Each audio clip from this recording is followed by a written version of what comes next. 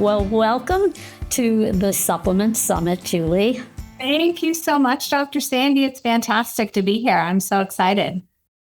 Let's start at the very beginning, and that is with Metagenics. And I got to say, I was thinking about this, and I'm thinking even like when in my 30s and 80s, who knew from supplements it was like Centrum, Silver, one a day, Flintstones for kids, but really didn't have you. When you walk into a store, you didn't see, there was no health food store. Whole Foods wasn't around back then. But you, in a health food store, I used to shop at these local health food stores. There'd be like an aisle maybe. Now it's half the store. So I'd love for you to talk about those early days, like founding Metagenics. What was the impetus to found this company, and how do you see those early days? Like, what was that like in terms of regulation and quality control and marketing to practitioners? I'd love for you to talk about those things. Oh, how fun. How fun to go back and tell this story and actually my family's legacy. So thank you, Dr. Sandy, for inviting me to speak about this. And it was a very interesting time. My family was actually representing a company in the late 1970s. And I think this story really tells the story of quality in the supplement industry as a whole. That company had been sold and they were using animal grade raw materials in their products. And my family have 4 older brothers, my parents, myself. My family had moved from Wisconsin to Southern California and were representing that company. And I was in high school at the time. I was a junior in high school. And I remember my family coming together around the dinner table, and the CEO, my oldest brother, had gone and assayed the product and found that the original company was using animal grade raw materials in their products at that time. And the conversation was around, okay, what do we do? Do we, we all go our separate ways, or do we start our own company and with the quality standards that are, integrity and morals and what we believe in? And so that's how Metagenics was born in 1983. The name Metagenics means a new beginning, and it was based upon the quality and assaying the raw materials and making sure that what was actually supposed to be in those products was in the product and the label represented it correctly. And ultimately, it was about the patient getting results, right? So doctors would recommend the supplements, and it was about their reputation and the patient actually getting well. And that was the passion and the mission behind Metagenics is genetic potential through nutrition.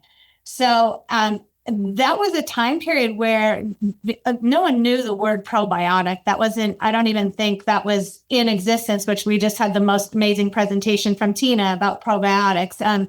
Vitamin C was controversial at the time. There was a lot of really, really basic industry. There were basic information in the industry, and people really were not aware. You could not buy a drink that had any active nutraceutical type ingredients or herbs in it. It just didn't even exist in the marketplace. So it was very, very basic. In fact, at the time, Metagenics was the first company to represent a probiotic. We had the exclusive to distribute the NCFM strain of Lactobacillus acidophilus back in the 80s. I don't know if you remember that, but it was a very different time. And there was a lot of lack of information really in the general public around supplements and what they were used for or why you would even take one. Yeah, absolutely. Well, kudos to your family for being trailblazers.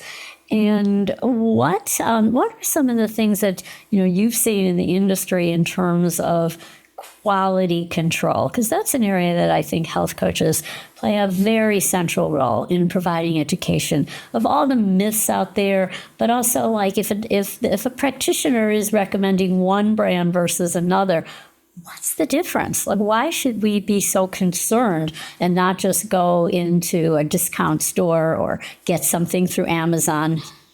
Yeah, that's such a great question. Well, I think it's really all about the results, right? We want to take a product that is going to produce the results that we're expecting. And so quality is critical. And meeting, for example, meeting label claim for the ingredients that are in that formula so that you get the desired results. Another thing is just how is a formula created? What are the ingredients and why were they combined in the way that they're combined? And what does the research say is the amount of the active ingredient that produces the desired result? And in order to get that result, you have to take that quantity of that substance in order to produce that result. So it's very critical to understand what you're taking, why you're taking it, and what the desired amount is that you need to absorb in order to get that desired result so that you can get well. And the difference between a product that you can buy in a drugstore versus a product that you're going to find in a practitioner's office or recommended by a physician there's a big distinction between them, and a big difference in quality and a big difference in the efficacy of that product, how well it works. So one of the themes for this time together is affordability, and we're going to talk about that. But many people will look at cost only, and so they'll get a list of recommendations of supplements from their functional medicine provider, integrative provider, but they'll tell the coach, well, I found this cheaper version. I can't afford this. And so they'll go to those sources. They'll pick up something at Costco because it's affordable, it's cheaper. But how can you counter that, if you're a practitioner or a coach? Definitely. Great question. I think it's really important to educate that patient on the substance that you're wanting them to take and the quantity that is recommended in the product that you're suggesting that they take so that they get the desired effect. And we used to say the most expensive product is one that you take and either does not work or you do not absorb. So a patient may assume they're saving money, but they actually may have very expensive toilet water if they do not absorb the substance, the product, the combination of ingredients that they have chosen to go rogue and take on their own. It's very critical that the patient understands that there is research, thought, and design that is behind the product a health practitioner is recommending, and that result they may get in a much shorter period of time with less cost if they take the product that's being recommended. So they're not always saving. Yeah. Can you talk about kind of the behind the scenes at Metagenics? Like if you were to tour the facility and look at everything that goes into manufacturing a supplement and the research behind it, or if you're rolling out new products, for example, but everything that goes into the, and then your family had dealt with when they were running Metagenics.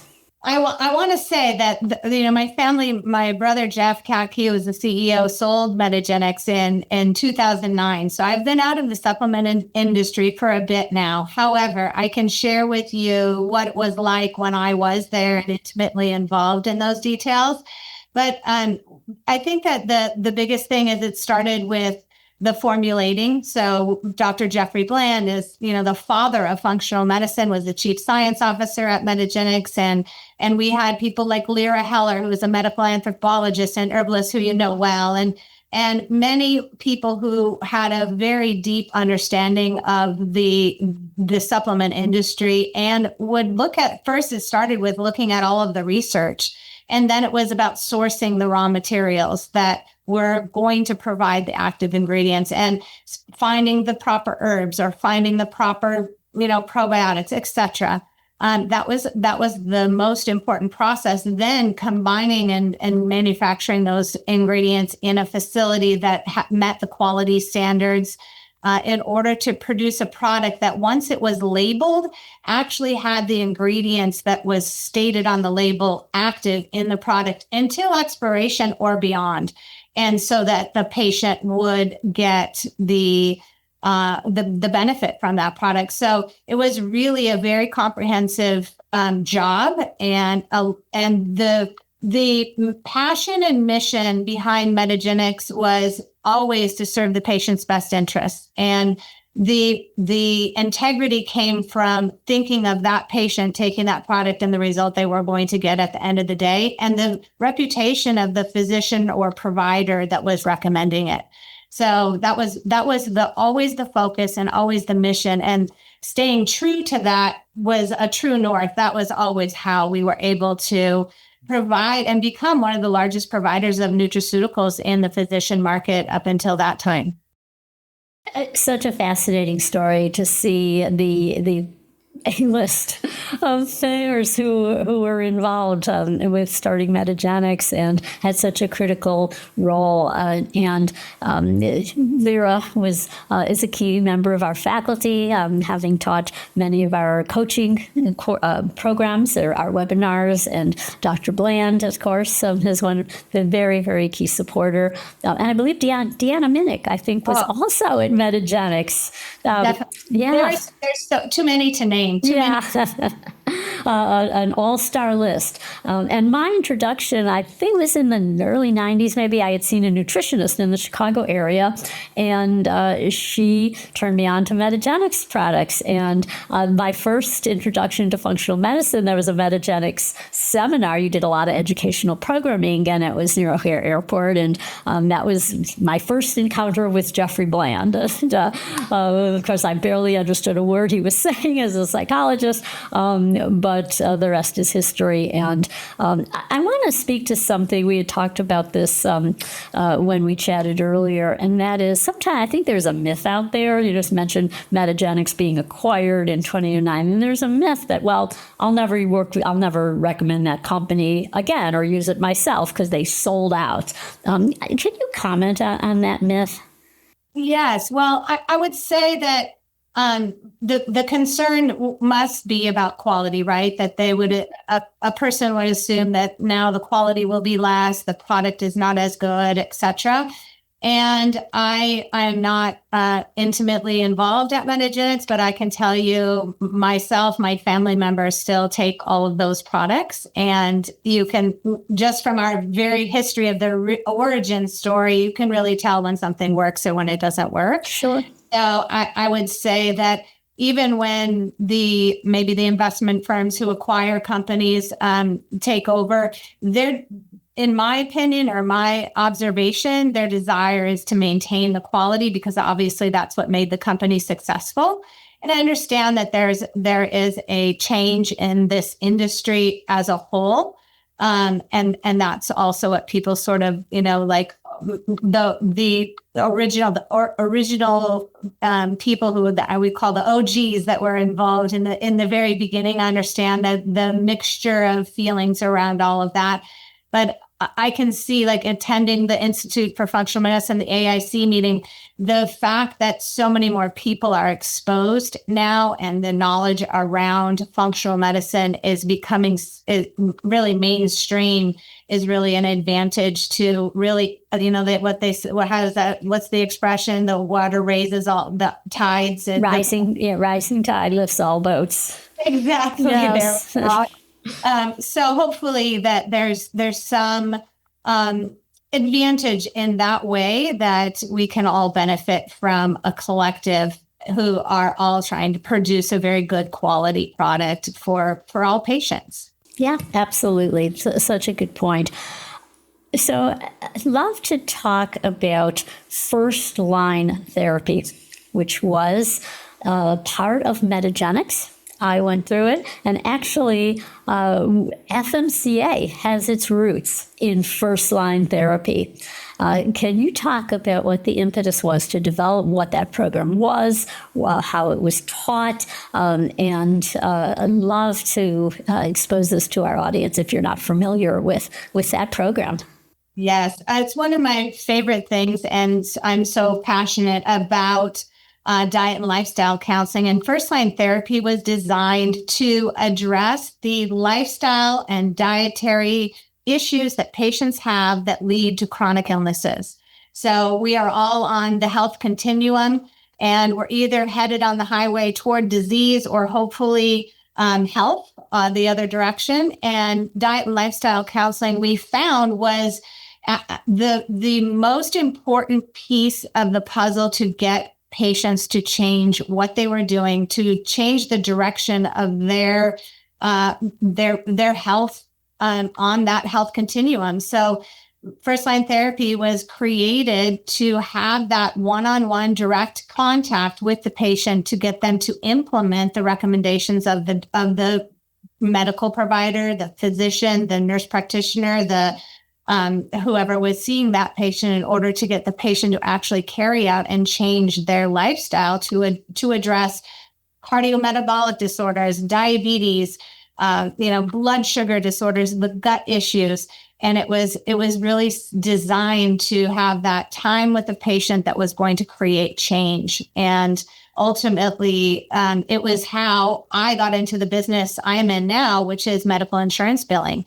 There was a physician in the area we live that was very effective in implementing that program. And he gave his patients a choice.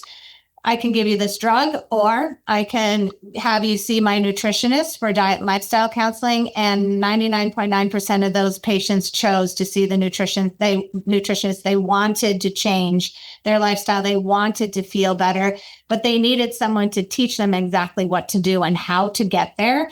And that's where it was transformational in patients' lives. And it was actually more impactful than I could have ever even imagined, because what happens in a practice that has this system in place and helps people get well and when you can use insurance to help pay for it, the patients are motivated, they make changes, they get better, and they refer their friends. And so it is the best marketing a practice could have, and it's super impactful in a patient's life. So it's really something that obviously I'm incredibly passionate about lifestyle and dietary changes, and to help patients get access to that kind of care and practices that are doing this is really, really meaningful and has been my work over the last 23 years.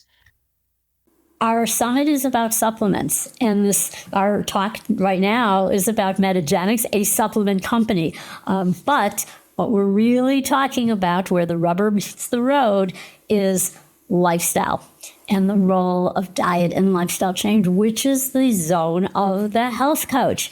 And looking back at FirstLine therapy, which I went through, that was back in probably like early 2000, 25, something like that. I don't remember exact dates, but it was before founding FMCA. But that was Lyra Heller and Monique Glass, Christy Hughes, our core educators at FMCA, were really the ones designing that program. I remember I first heard Christy on stage talking about, she was part of the FirstLine therapy as one of the educators. And so the idea of a supplement company, recognizing that the magic is not in take this supplement, as we've been talking about today, but it is really a supplement to what's most important, which is diet and lifestyle change.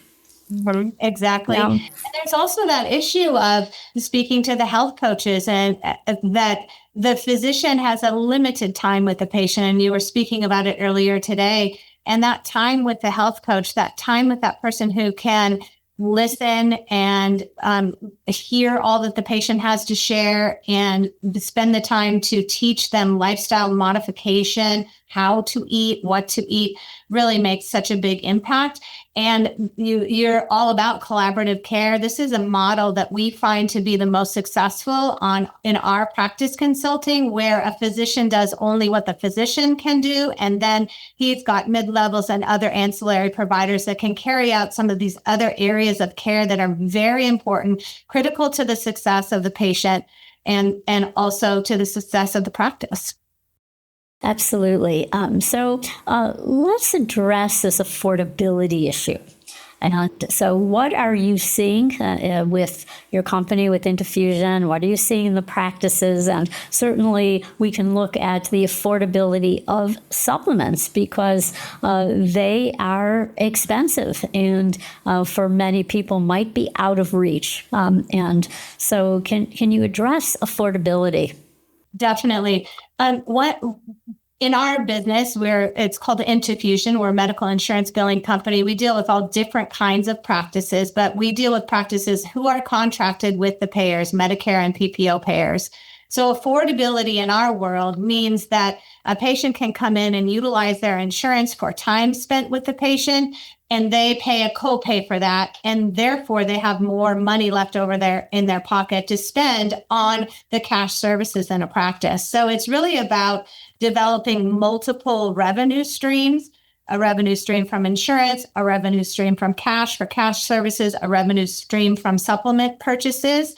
But when a patient can offset some of those expenses by using their insurance, they're able to afford some of the other things they need, maybe even functional lab testing or something like that. So that's been our model, is to help providers develop that multiple revenue streams appropriately and safely and accurately so that they can utilize the benefit of the patient's insurance. Then the patient can afford the supplements. I would also say one other thing in my experience, Dr. Sandy, is that anytime you can make the fastest, and I know that you're intimately involved in this on a daily basis, but from my perspective, on the other side of consulting with practices, anytime the practice was able to make the quickest change so that the patient felt a difference immediately, that's where they had the powerful, how. They've created a why, and now the patient's asking, how do I do this? What do I do next? And so regarding affordability, I always think that that's the most direct method to get a patient to value what you're offering, because we all know, like many people are walking into a Starbucks and spending $5 to $8 or $9 or $10 on a coffee. So a couple of those a week and you've already bought your supplements. So I really think it's about creating that value, that if the patient understands why, then they want to know how, and most of the time they can find the resources. Absolutely. And they also don't need 100 supplements. They don't need to, especially with affordability, there's go back to the basics. There's no cost to being out in nature, to getting morning sunlight, to getting better sleep, to taking a walk. You don't need an antidepressant or St. John's wort for depression. You just go out and take a walk. And that's better. And one of the things that health coaches can do so well is help them get back to basics. So supplements, yes, if it's needed, if they have specific conditions or to be addressed, but also showing the value. And that could be a really quick win. Like, hey, every time I'm feeling despondent, I'm going to go out and take a walk. Wow, I feel much better. Or I went to sleep earlier, got keeping consistent wait time hours. Exactly. That's so true. And I even think like just blood sugar, people don't know what to go. They have cravings, and they're craving sugar. They're craving carbs because they do not know how to balance their blood sugar. Just balancing the blood sugar and teaching which food will help them feel better gives them the biochemistry to make a better psychological choice as well, to be like, yes, I do have the energy to go take a walk. I am going to put the effort into something else. And that's what the health coach, the dietitians, the clinical nutritionists are able to help those patients make those choices, which are invaluable. Yeah, and affordability in someone who might be eating a lot of ultra-processed foods, which are more expensive than going back to basics. And Liz Lipsky used to teach, and she teaches for us, and she would have people time, like how long it takes you to order a meal and get versus doing some really basic cooking and the cost differential there as well.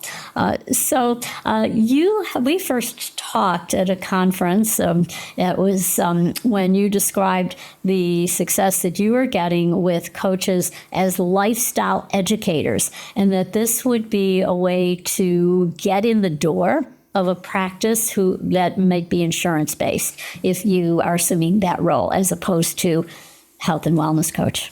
Yes. So there is a role for a qualified healthcare provider in a medical practice that's contracted with insurance to do lifestyle and dietary counseling to address medical problems and bill it to insurance. So there are ways to help a practice be more profitable, see more patients, help patients make those lifestyle changes, and utilize their insurance for that time spent with those diet and lifestyle educators. So that is something that we can help any practice with. There's a lot of misunderstanding around it. There's a lot of misinformation, but it's following the billing guidelines for the payers and making sure that you're meeting the requirements of the licensure in the state that you're practicing in. That really is a great way to explain to doctors that how the services of a coach could be reimbursable. Definitely. We offer a free consultation with any practice that wants to discuss, is this an opportunity for them? How could they do this? We handle all of that process. We can do an audit for the practice to look at their current services.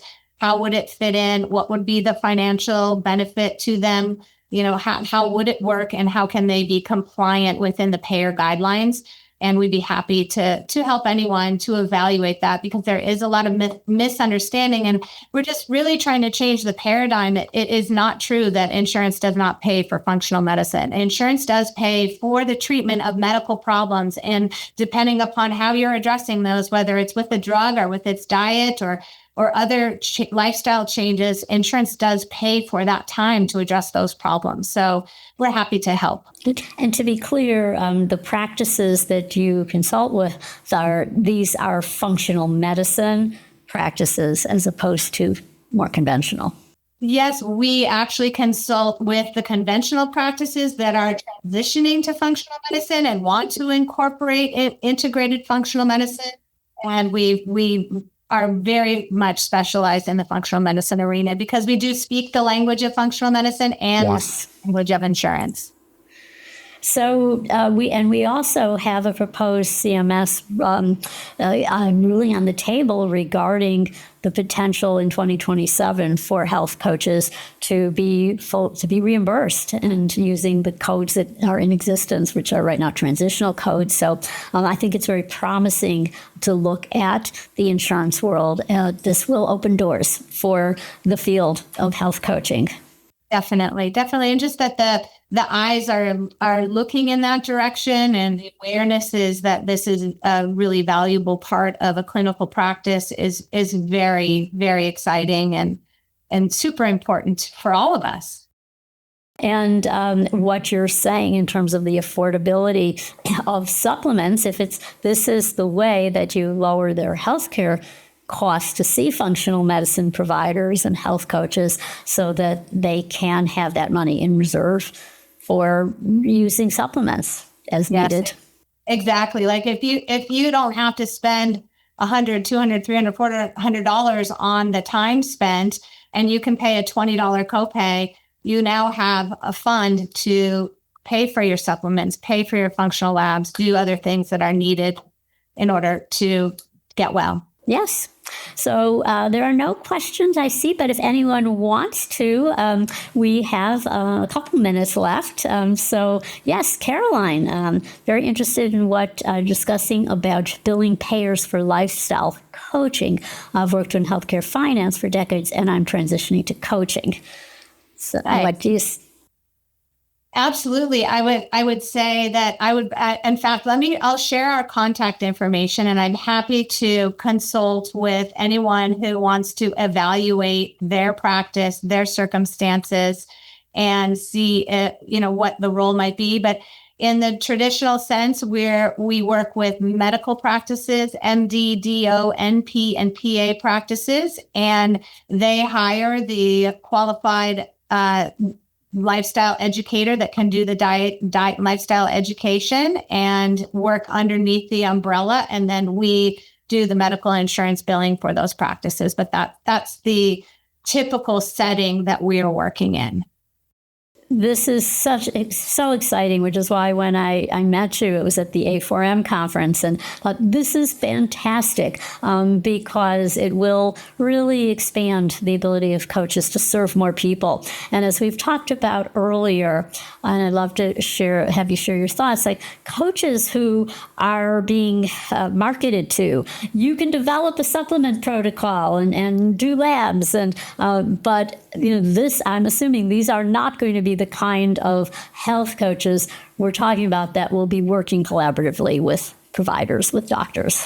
Correct. This is physician-directed, physician and mid-level directed medical care, where they are prescribing a treatment program that the diet and lifestyle educator is implementing with the supervision of that medical provider in a specific setting. So there's compliance that needs to be met and documentation that has to be done in order to meet the requirements, but it is very, very successful, and yes. It's profitable and also incredibly helpful to the patient. Yes. So this was the model at Metagenics for first-line therapy. This is the way to go to grow your business. You get referrals from doctors if you're cash-based, but also if you want to work in practices, there's growing opportunities, and to be aware that there are programs out there that are skirting the regulations, that are promising you that you're going to be a jack of all trades. But what we're hearing from our presenters today is that is not the way to go, that when you work collaboratively, everybody benefits. So, well, thank you for being with us, Julie, to be continued. It's been a pleasure to get to know you, to hear about your mission, and thank you for taking us back in time to those early days. We're so grateful to everybody in those early days of Metagenics, the courage of your family to start this company and bring on so many renowned educators and chief medical officers. Thank you so much, Dr. And it's great to be here. And I appreciate your passion and mission with the FMCA, and the quality that you produce in your organization is unparalleled. And so I'm honored to be invited to be here today. And thank you for letting me tell my family story. Thank you. Thank you so much.